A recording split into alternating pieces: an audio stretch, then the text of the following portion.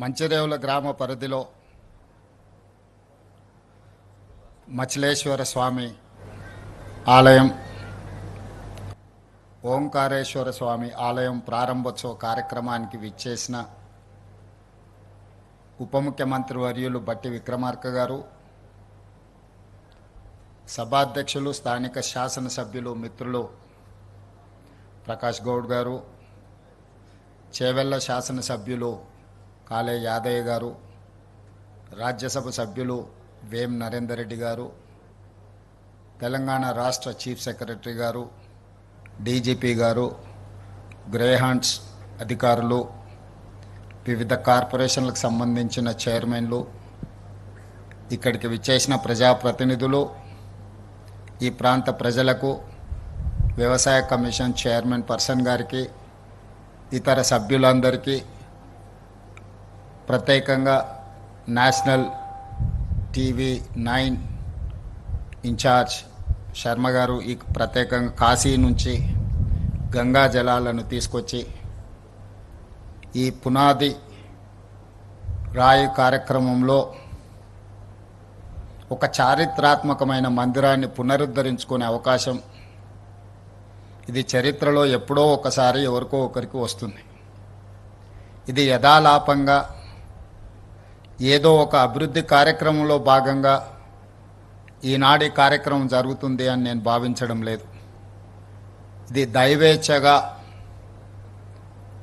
పెద్దల నానుడి ప్రకారం శివుడాజ్ఞ లేనిదే చీమైన కుట్టదు అన్నట్టుగా ఇంత గొప్ప కార్యక్రమాన్ని ఈనాడు మా ప్రభుత్వానికి ప్రజలకు అందించే అవకాశం ఇచ్చిండ్రు అనంటే ఇది గొప్ప భగవత్ కార్యము అని చెప్పి మా మంత్రివర్గం భావిస్తుంది.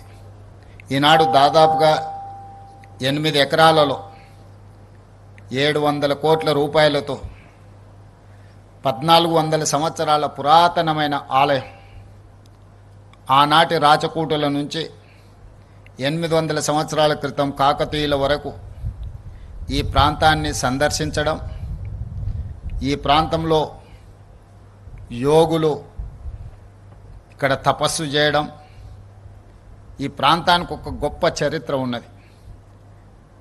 ఈ చరిత్ర కనుమరుగు కాకూడదు, ఈ చరిత్రను భవిష్యత్ తరాలకు అందించాలన్న ఆలోచన, ముఖ్యంగా మచ్కుందా నది వికారాబాద్ అడవుల్లో పుట్టి మూసీ నదిగా మారి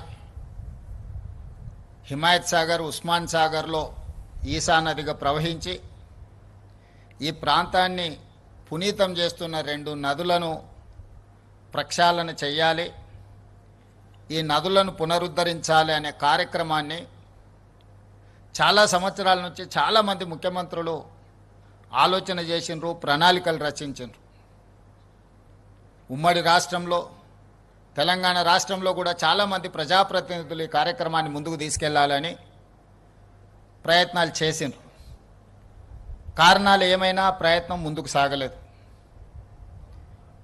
నేను మా మిత్రులు బట్టి విక్రమార్క గారితో మాట్లాడుతున్నప్పుడు వారు అన్నారు, ఇన్ని ఆటంకాలు వచ్చి ఇన్ని శతాబ్దాల యొక్క చరిత్రను పునరుద్ధరించే అవకాశం మనకు దక్కింది అని అంటే, చరిత్రలో మనం ఒక మంచి పని చేసే అవకాశం ఈ జన్మలో మనకు దక్కినట్టుగా మనం భావించాలి.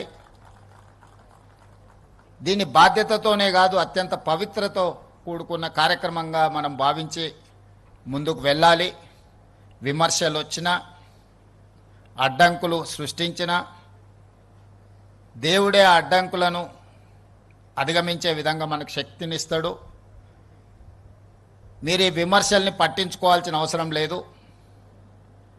ప్రజల యొక్క నమ్మకం, విశ్వాసానికి ఈరోజు మీరు చేపడుతున్న కార్యక్రమం చాలా మంచిది, మీరు ముందుకు సాగండి అని చెప్పి ఉప ముఖ్యమంత్రి గారు నాకు సూచన చేయడం జరిగింది. అందుకే మిత్రులారా, ఈ వేదిక మీద నుంచి హైదరాబాద్ నగర ప్రజలకే కాదు, తెలంగాణ రాష్ట్ర పౌరులకు నా విజ్ఞప్తి ఒకటే. చరిత్రను గమనించినప్పుడు నదీ పరివాహక ప్రాంతంలోనే నాగరికత అభివృద్ధి చెందింది. సముద్రాల చెంతనే వ్యాపార కేంద్రాలుగా రాణించినాయి. ఈరోజు ఎక్కడైతే సముద్రం ఉందో సముద్రం పక్కన ఉన్న నగరాలన్నీ కూడా గొప్ప గొప్ప వ్యాపార కేంద్రాలుగా మారినాయి.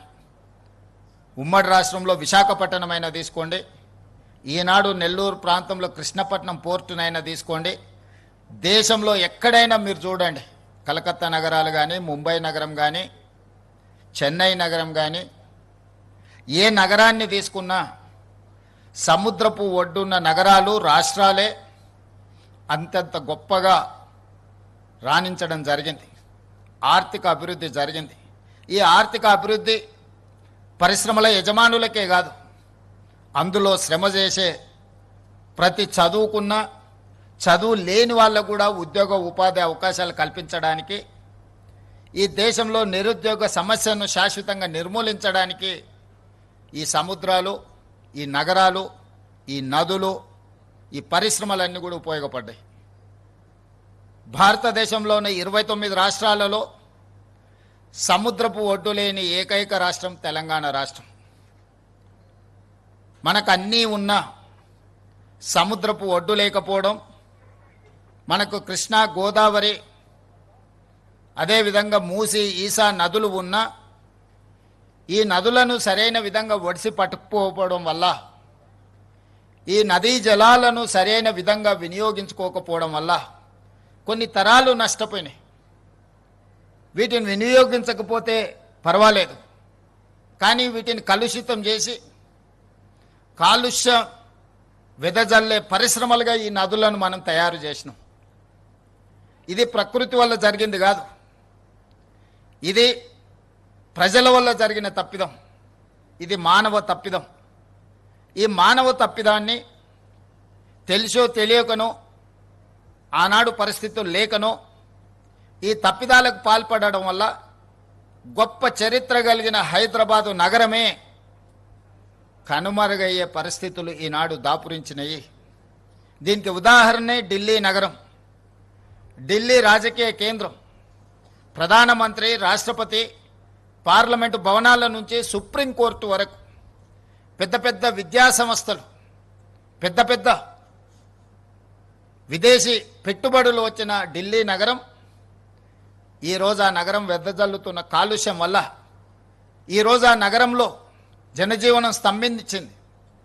వాహనాలను ప్రభుత్వమే నిలిపేసింది, పాఠశాలలను ప్రభుత్వమే బంద్ పెడుతుంది, ప్రభుత్వ కార్యాలయాలనే ప్రభుత్వం సెలవులు ప్రకటిస్తుంది, పార్లమెంటు కూడా సెలవులు ప్రకటించవలసిన పరిస్థితి వచ్చింది.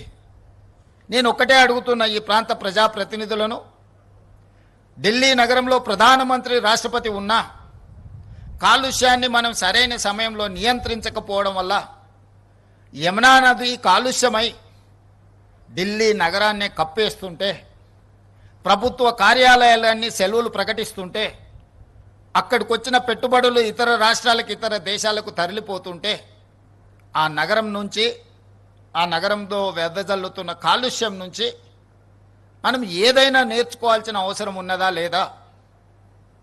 ఈరోజు తాత్కాలికమైన రాజకీయ ప్రయోజనాల కోసము, భవిష్యత్ తరాల కోసం చేస్తున్న అభివృద్ధి, నిలబెడుతున్న సంస్కృతిని అడ్డుకోవడము ఏ సంస్కృతికి ఇది తార్కణం అని చెప్పి నేను అడగదలుచుకున్నా. ఈనాడు ఈ మూసీ నదీ పరివాహక ప్రాంతంలో మూసీ నదిని ప్రక్షాళన చేయడం ద్వారా మూసీ నదీ పరివాహక ప్రాంతంలో మన విశ్వాసాలైన, మనం ఆచరిస్తున్న హిందూ మతం కావచ్చు, ముస్లిం మతం కావచ్చు, క్రిస్టియన్ మతం కావచ్చు, లేదా సిక్కులు ఆచరిస్తున్న మత విశ్వాసాలు కావచ్చు, హైదరాబాద్ నగరం మత సామరస్యానికి ఒక వేదిక. ఈ మత సామరస్యానికి వేదికైన మూసా, ఈసా నదుల యొక్క పరివాహక ప్రాంతంలో మంచిరేవుల గ్రామంలో, గండిపేట పరిధిలో ఈనాడు మచిలేశ్వర స్వామి, ఓంకారేశ్వర స్వామి ఈ రాష్ట్రంలో, ఈ దేశంలో అత్యధికంగా విశ్వసించే శివుడి భక్తులకు ఒక అద్భుతమైన ఆలయాన్ని ప్రాంతంలో నిర్మించాలి, 1400 సంవత్సరాల చరిత్రను పునరుద్ధరించాలి అని మొట్టమొదట గండిపేట ప్రాంతంలో మూసీ నది ప్రక్షాళనకు సంబంధించి ఈశ్వరుడి ఆశీర్వాదంతో ఈనాడు ఈ కార్యక్రమాన్ని మా ప్రభుత్వం చేపట్టింది. అన్ని అడ్డంకులను ఈశ్వరుడే తొలగిస్తాడని ఎవరైనా దీని మీద దుష్ప్రచారం చేసినా, దీనికి పెడార్థాలు అంటగట్టిన ఈ రాష్ట్ర ప్రభుత్వం శివతాండవం చేస్తుందని చెప్పి నేను ఈ వేదిక మీద నుంచి సవినయంగా నేను చెప్పదలుచుకున్నా. ముందుకి తరలిపోయిన తర్వాత అత్యధిక ముస్లిం జనాభా ఉండే చార్మినార్ ప్రాంతంలో మక్కా మసీద్ చరిత్రలోనే ఒక గొప్ప గుర్తింపు పొందింది. ఆ ప్రాంతంలో ఒక అద్భుతమైన మసీదును నిర్మించడం ద్వారా లక్షలాది మంది ముస్లిం మైనారిటీ సోదరుల యొక్క మత విశ్వాసాన్ని చురగొనే విధంగా, ప్రార్థనలు చేసుకునే విధంగా మూసీ నది పరివాహక ప్రాంతంలో ఒక అద్భుతమైన మసీదును కూడా మనం నిర్మించాలనుకుంటున్నాం. ఇంకా కొంచెం ముందుకు సాగితే సిక్ చావుని గౌలిగూడ ప్రాంతంలో మా సిక్ సోదరులు చాలామంది అక్కడ నివసిస్తారు. ఆ ప్రాంతానికి ఒక చరిత్ర ఉన్నది.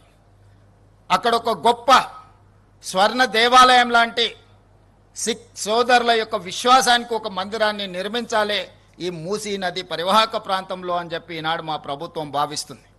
అలా ముందుకెళ్ళిన తర్వాత ఉప్పల్ నాగోల్ ప్రాంతంలో ఒక అద్భుతమైన చర్చ్ను మెదక్లో 100 సంవత్సరాల క్రితం, అంతకంటే ముందే కరువు వచ్చినప్పుడు ఒక అద్భుతమైన చర్చిని ఆ ప్రాంత ప్రజలకు జీవనోపాధి కల్పించడానికి, ఆకలి తీర్చడానికి ఆనాడు ఒక అద్భుతమైన చర్చ్ను నిర్మించడం జరిగింది.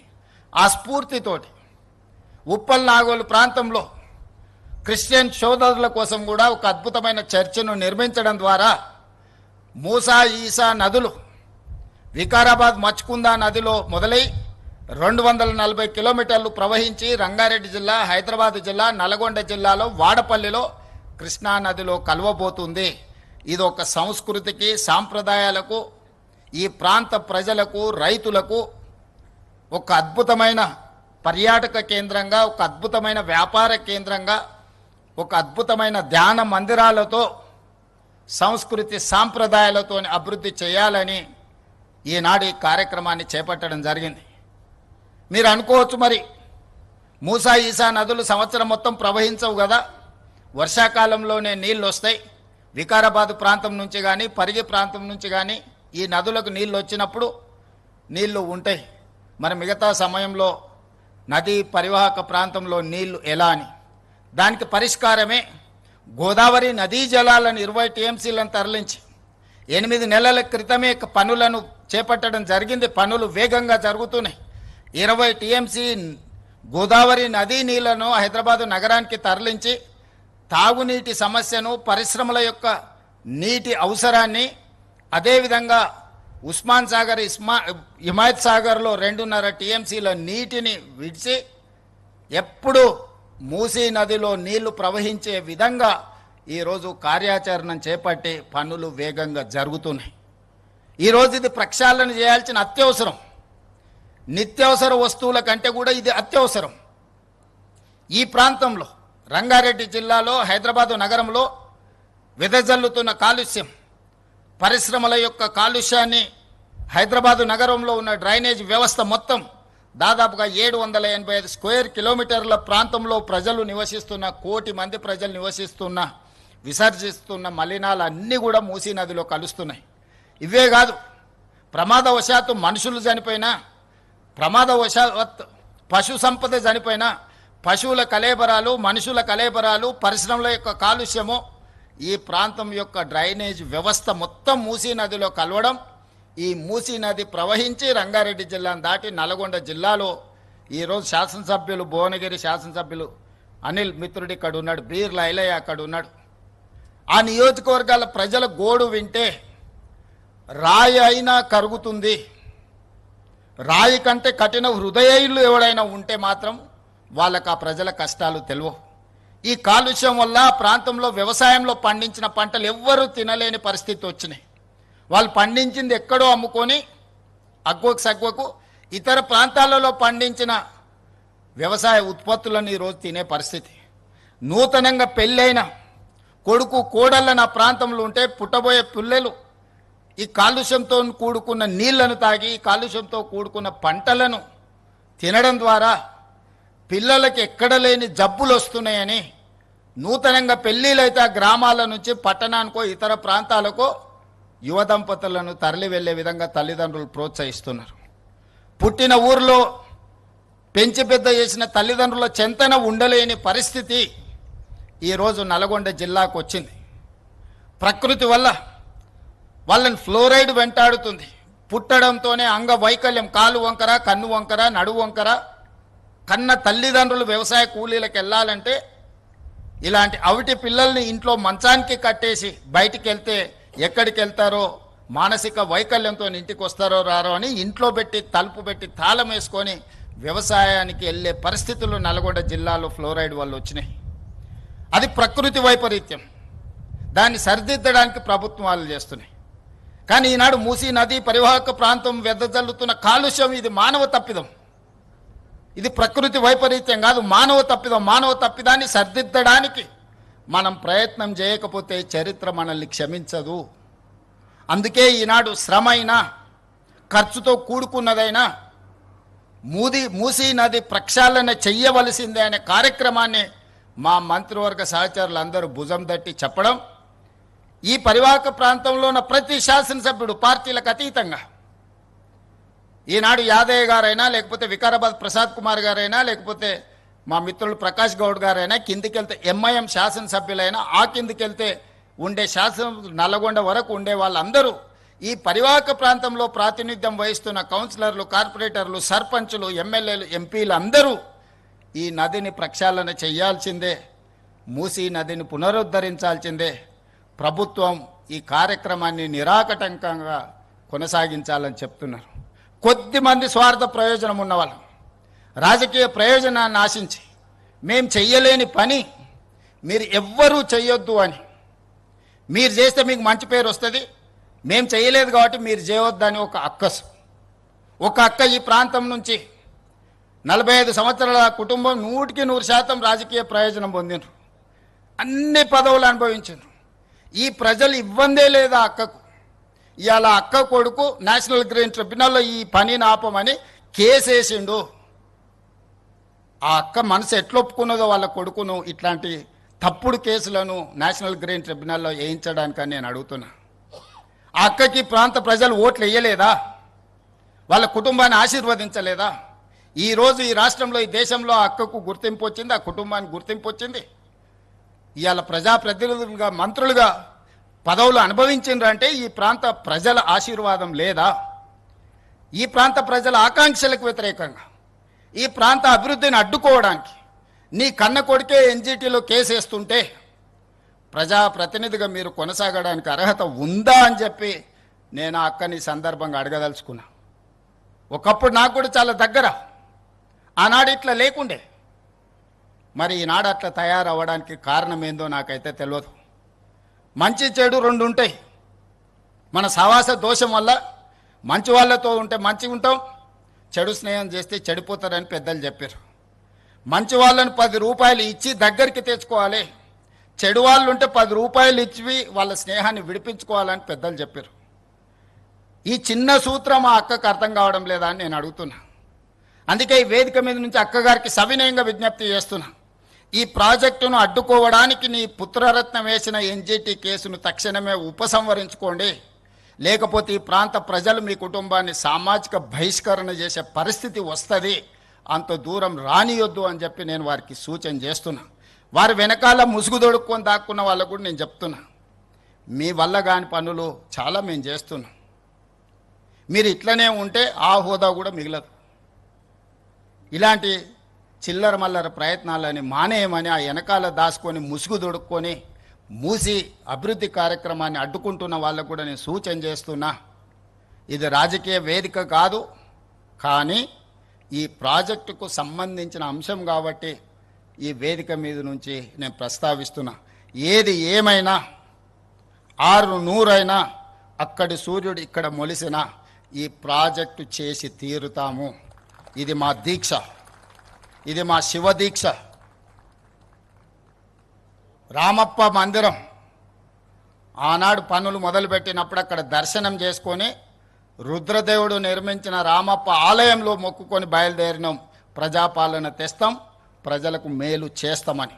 ఆ రామప్ప ఆలయ నమూనానే ఈరోజు మంచిరేవులలో నిర్మించాలి అని మేము అనుకుంటున్నాం. శిల్పులను కూడా మేము విజ్ఞప్తి చేసినాం.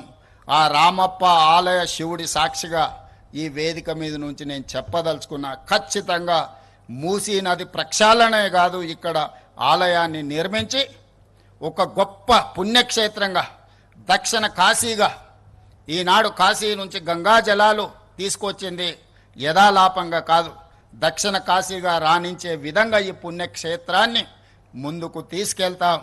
మీరందరూ అండగా నిలబడండి, ఆశీర్వదించండి.